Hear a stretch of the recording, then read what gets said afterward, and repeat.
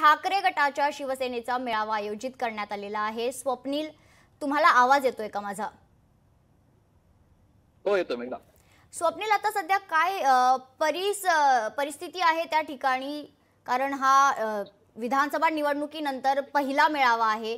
ठाकरे नेमकं काय बोलणार? कोणावर निशाणा साधणार आहेत का? कारण कुठेतरी एक पराभवाला सामना करावा लागला होता ठाकरे गटाला। त्याच्यानंतर आता काय परिस्थिती आहे आणि आता त्या ठिकाणी उद्धव ठाकरे काय बोलतील याकडे सर्वांचं लक्ष आहे। काय परिस्थिती आहे?